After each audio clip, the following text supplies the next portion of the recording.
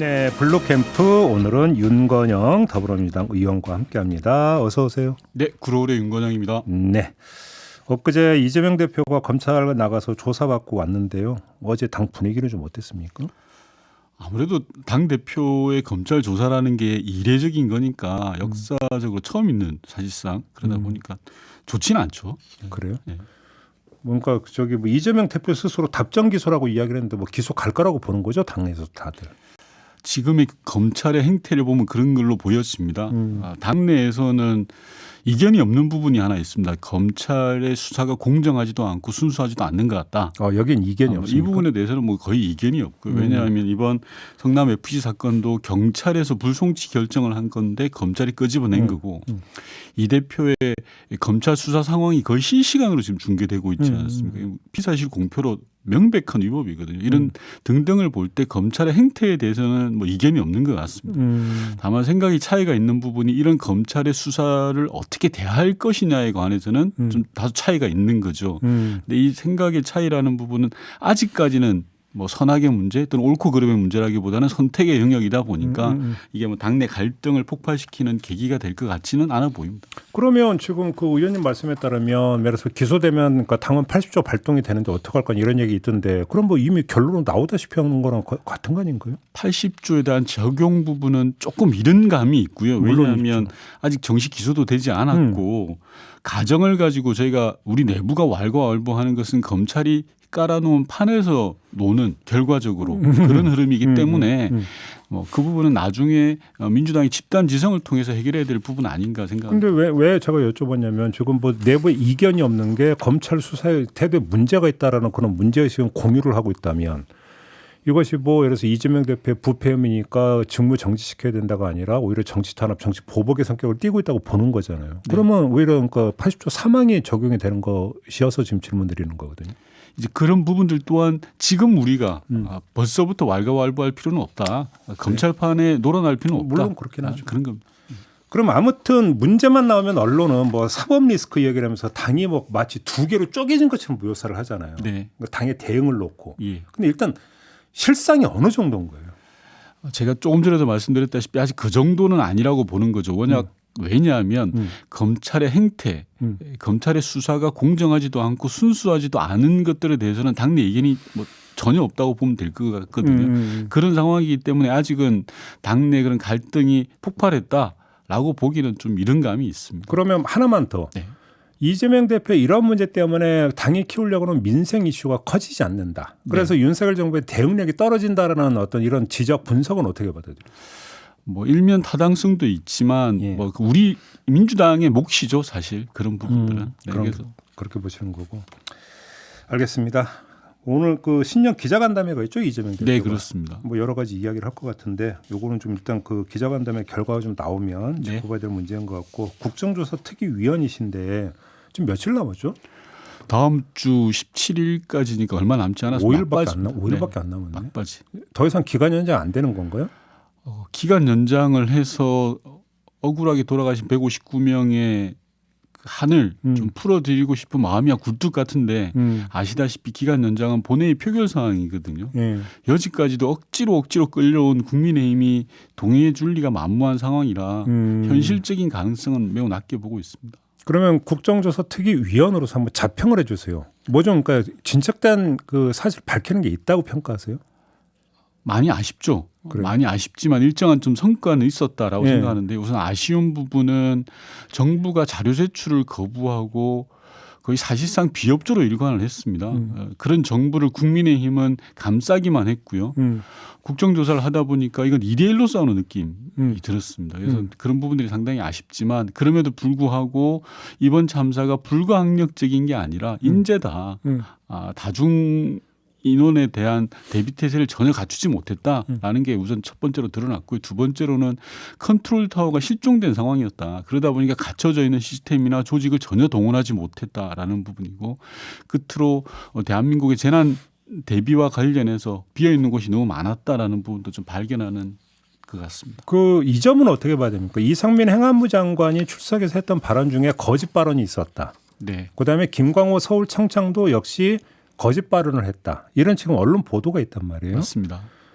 그럼 위증이 성립이 되는 겁니까? 어떻게 되는 겁니까? 위증이 성립되고 보고서 채택 과정에서 예. 방금 말씀하셨던 행안부 장관의 거짓 위증, 서울청장의 위증 부분들 뭐 명단이 없다든지 이런 거 맞습니다. 뭐 고발을 할지 어떻게 할지는 여야 간의 논의 사항입니다. 만약에 그게 그 고발 조치가 이루어지면 여야가 합의가 돼야 되는 겁니까? 합의가 되는 게 좋겠지만 예. 전제 조건은 아닙니다. 그래요? 국회라는 곳이 다수결 우선이기 때문에 야당 단독, 야삼당 단독으로 또 처리가 가능한 부분이긴 하나 네. 근데 이제 이 보고서 채택과 결론을 내는데 일방의 주장만 실리는 것 자체는 좀 물론 여러 가지 그렇게 하죠. 한계가 있지 않습니까? 그렇죠. 이왕이면 합의 처리를 노력하려고 하는 거죠. 그러면 지금 그 위증 혐의로 고발할 가능성은 충분히 있다. 그리고 네. 검토하고 있다. 이런 걸로 이해를 해도 되는 겁니까? 네, 그렇습니다. 지금 그 국정조사가 이제 그렇게 17일 날 만약에 마무리된다면 지금 유족분들 같은 경우는 이상민 장관, 오세훈 시장, 뭐 윤희근 청장 그 왜 수사 안 하느냐 이 문제 이제 계속 제기를 하고 있지 않습니까? 네네. 근데 이제 경찰 특수부는 뭐 이제 아마 끝낼 것 같고 그래서 유족분들 사이에서 이제 특검 이야기를 하던데 네. 특검법이 발의돼서 통과될 가능성이 있습니까?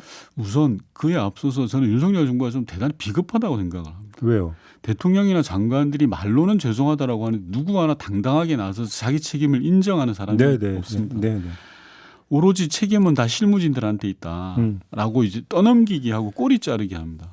도마뱀 정부 같아요. 저는 다 모른답니다. 책임질 만한 사람들은. 네. 도마뱀 정부요? 예, 책임 전가하는 데만 이골이 난 거고요. 당장의 눈앞의 위기를 모면하는 데 급급하는 것 같아요. 저도 청와대에 있어봤지만 이런 식으로 하는 것은 결코 국정 운영에 도움이 안 된다는 말씀 드리고 싶고요. 예. 호미로 막을 일을 가래로도 나중에 못 막는 상황이 될 거다. 지금 당장은 눈앞에 보이지 않아도 켜켜이 쌓여서 이게 국정 운영에 큰 부담이 될 거다라는 생각이 들고요. 네. 저는 특검 관련해서는 특수본의 수사 결과가 지금 예상되는 것처럼 빈 깡통과 같은 결과가 나온다면 국민적 공론을 모아가야 되는 상황이 아닌가. 특검에 대한. 예, 그렇습니다. 그러면 그러니까 충분히 검토가 필요하다라는 그러니까 그런 뜻으로 이해를 하겠습니다. 네, 혹시 그렇습니다. 당 안에서 내지 국조특위위원들 사이에서 혹시 그 특검 이야기를 좀 나눠보신 적이 있어요? 아직까지 논의된 바는 없습니다. 논의된 바는 네. 없고 일단 그거는 이제 국정조사 끝나고 난 다음 이야기다 이렇게 이해를 해야 되는 겁니까? 네, 그렇습니다. 알겠습니다. 그 현안 하나 이건 좀 어떻게 특위 차원에서 좀 발벗고 나서서 좀 풀어줄 수 없나요? 지금 유족분들의 그 추모관 문제 있잖아요. 네, 이게 지금 아직 안 풀렸죠. 전혀 안 풀렸습니다. 그래서 그러니까 지금 뭐 정부가 뭔가 마련해 주는 것도 필요하지만 국회도 좀 마련해 줄 수 있는 거 아니냐는 지적도 있던데 예. 근데 국회 차원에서 좀 그러니까 팔것도 붙이고 나설 여지가 없습니까? 국정조사 특위 내에서는 여러 차례 논의가 됐는데 예. 아직까지 잘 안 풀고 있는 것 같습니다. 뭐 국회 사무처 혹시 얘기 안 해보셨어요? 이야기도 했죠. 했는데, 사무처 답변은 뭐래요? 구체적으로는 위원장과 간사가 국회의장을 통해서 여러 이야기를 했는데도 잘 안 되고 있는 것 같습니다. 그렇습니까? 알겠습니다. 자, 다음 주제로 넘어가야 될 것 같은데 김경수 전 지사하고 친하시죠? 네, 그 석방대 씨는 혹시 좀 그 대화는 나눠보셨습니까? 전화상으로라도. 잠깐 본 적은 있습니다. 봤습니까? 네네. 뭐라고 하시던가요? 여러 사람하고 같이 봐서 깊이 있는 대화를 나누지는 못했지만 뭐 겉으로 볼 때는 좀 상했더라고요, 얼굴도. 예. 네, 그래서 좀 안쓰럽죠. 일단 네. 건강 좀 추스르고. 네. 그다음에 어떻게 하신답니까? 아직 깊이 있는 내용은 솔직히 나눠보지 못했습니다. 하지만 뭐 가족들과의 시간 그리고 건강을 돌보는 데 우선하지 않을까 싶습니다. 어제 문재인 대통령하고 2시간 넘게 만났다면서요. 네, 어제 오후에 양산 내려간 걸로 알고 있습니다. 2시간 넘게 만났으면 상당히 깊숙한 이야기가 오갔을 가능성도 있는 거 아닙니까? 모르죠, 뭐 두 분이 하신 이야기니까. 그러면 지금 의원님께서는 김경수 전 지사가 일정하게 정치적 역할을 해야 된다고 생각하세요? 정치인인데 정치적인 역할을 안 할 도리가 있겠습니까? 그래요? 정치인이다 보니까 하겠지만 다만 지금 당장은 할 상황이 아니지 않냐. 뭐 본인 건강도 있고 하기 때문에 지금 당장의 문제는 아닌 걸로 보여집니다. 예, 물론 당연히 추스리는 게 제일 급선무겠죠. 어떻게 물고기가 물을 떠나서 살겠습니까? 정치를 하셔야죠. 그러니까 어차피 이제 그 선거에 출마는 못 하시고 네. 어차피 복권이 안 됐기 때문에 하지만 그 정당 활동 이런 거 얼마든지 가능하지 않습니까? 네, 지원 그렇습니다. 활동도 얼마든지 네. 가능하고 그러면 김경수 전 지사가 정치적 포지션을 어떻게 잡을 수가 있을까요? 만약에 활동을 한다면? 우선 김 지사는 국회에서의 활동 경험 그리고 도지사로서의 활동 경험, 청와대에서의 경험 정말 많은 국정 운영에 대한 경험들, 현장 경험들을 가지고 있고요. 또 생각도 깊은 우리 정치에 보면 꼭 필요한 전 자원이라고 생각하거든요. 그런 자원이 사장되지는 않아야 된다는 생각을 하고 제대로 정치 현장에서 그 역할을 하는 게 맞다라고 생각을 합니다. 다만 본인이 어떤 영역에서 좀 집중적으로 그 역할을 할 건지에 대해서는 본인의 판단의 영역이라고 봅니다. 근데 일부 언론은 네. 그러니까 하여간 이제 이 구분짓기 잘하는 언론은 비명대 친문 구도로 설정을 해놓고 김경주에서 석방 전후에 어떤 보도를 많이 내놨냐면 친문의 구심. 네. 많이 보셨죠 그런 예, 보도. 예. 이런 역할을 할 거라고 생각하십니까?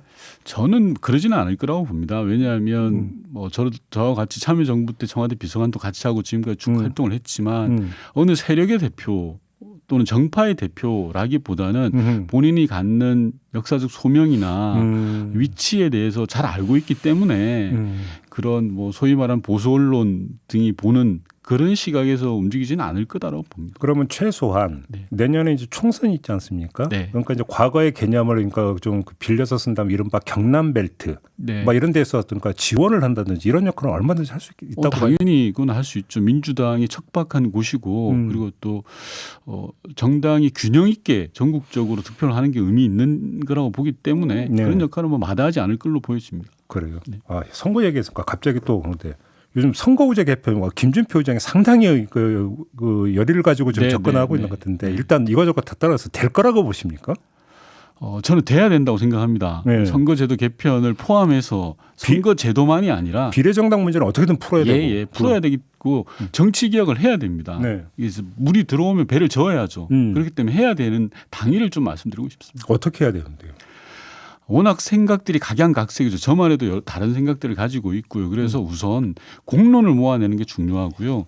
어느 것도 수용 가능하다. 그 공론에 따라서 개인의 그런 이익을 앞세우지 않겠다라는 자세를 가지고 여야가 각자 자당의 공론을 한두 가지 안으로 모아내는 게 필요하다고 생각하고 그걸 협상을 통해서 맞춰가야 된다고 생각합니다. 아, 그러니까 일단 그러면 프로세스가 일단 당에서 먼저 좀 그러니까 그 당 안에서 공론을 조직해서 안을 먼저 뽑아내고 네. 그래 당끼리 그러니까 협상하고 이렇게 가야 된다. 맞습니다. 근데 당 안에서도 이게 가능하겠습니까? 쉽지는 않죠. 그렇지만 피해갈 수는 없죠. 그래요? 예. 핵심 문제는 뭐라고 보십니까?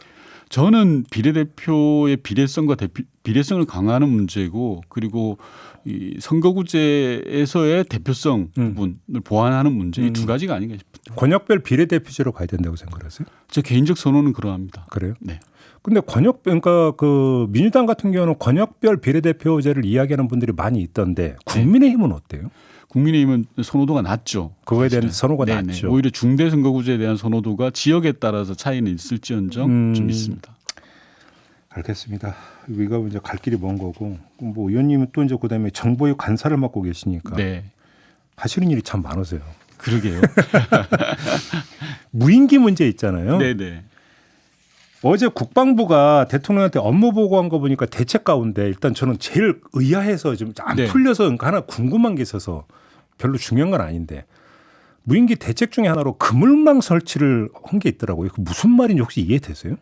별로 중요한 거 아닌 건 맞네요. 예, 아닌 거 맞는데 제 머릿속으로는 이해가 안 돼서. 무인기라는 게 워낙 작아서 네. 이게 원시적 방법이 통할 수도 있다라고 보는 겁니다. 그물망을 어떻게 설치해요? 하늘에다가? 이게 주요 지점에다가 예. 하고 이 무인기라는 게 흐르는 침투 동선들이 정해져 있다라기보다도 항적이 좀 이렇게 일정 패턴이 있다? 패턴이 있죠. 예, 그런 부분들에 대한 부분으로 봅니다. 그럼 에도벌론에 이렇게 띄워갖고 그물망 이렇게 설치하는 겁니까? 아주 원시적 방법은 그것도 가능하죠. 에이, 설마 그런 방안 설마 그런 건 아니겠죠? 그럼요. 아, 그물망 설치하는데 이게 도대체 무슨 그림인가 이해가 안 돼. 송골매도 나왔는데요. 뭐. 아, 송골매가 있었습니까? 네, 예전에는 뭐 매를 통해서 무인기를 해야 된다 뭐 이런 것도 에? 있습니다. 매를 통해서. 매를 띄워서 무인기를 잡는. 아, 진짜로 그게 실화예요? 실화 비슷하게 나온 이야기가 있습니다. 아, 그래요? 도저히 이해가 안 되네. 그럼 무협지에 나온 그런 얘기예요. 아무튼 국정원이 정부에 보고하는 과정에서 용산 대통령실을 찍었을 가능성이 있다. 예, 충분히 촬영 가능한 지역까지 무인기가 침투했다는 거고요. 저는 윤석열 정부가 진짜배기 보수 정부는 아닌 것 같아요. 왜요? 왜냐하면 말로만 큰 소리 치고 하는 거 보면 영 엉망이거든요. 특히 안보와 관련해서 대한민국 수도 서울이 뚫린 거지 않습니까? 네. 심지어 대통령실이 촬영 가능한 위치까지 무인기가 왔다는 것은 입이 10개든 100개든 할 말이 없는데 네. 너무 뻔뻔하게 전임 정부 탓을 하고 있죠.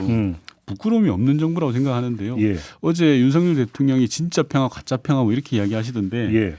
진짜든 가짜든 제발 자기 할 일은 제대로 하셨으면 하는 그런 바람이 있습니다. 그 말씀 하셨으니까 아까 JB타임즈에 전해드린 게 있는데 어제 그 국방부 업무보고 마무리 발언 과정에서 일본의 반격 능력 명시에 대해서 그걸 누가 뭐라고 하겠느냐 이렇게 발언한 거 보셨죠? 대한민국 대통령의 발언인지가 의심스럽습니다. 그래요? 예. 이게 한일 관계 그리고 동북아에 있어서의 국제적 역관계를 전혀 모르시나라는 생각이 들 정도고요. 일본이 갖는 그런 군국주의적인 경향들 그리고 군사 대국화 그리고 특히 일본 헌법을 개정하겠다라는 오랜 일본 보수 세력들의 그런 노림수가 있지 않습니까? 예. 그런 걸 모르지 않을 텐데 그런 식으로 말씀하실 일인가 싶습니다.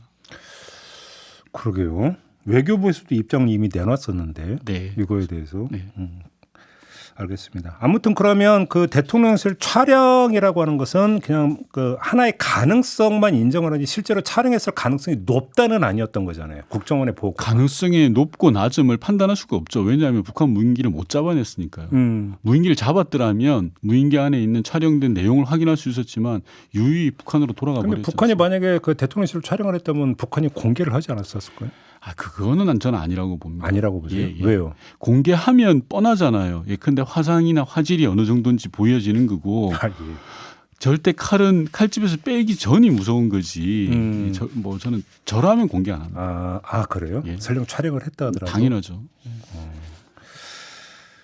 지금 그 간첩단 사건 보도 타고 있는 거 보셨죠? 예, 요즘 간첩이 굉장히 많아졌더라고요. 아니, 혹시 그 정보의 보고에서 이 내용이 있었습니까? 일부 있었는데요. 세부 내용은 말씀드리기는 좀 그렇지만 저는 뭐 국정원이 간첩 잡는 건 당연한 거고 하지만 정치적으로 악용되는 것은 없어야 된다고 생각하는데요. 우선 간첩 수사를 이렇게 요란하는 것 자체 하게 하는 게 좀 이상합니다.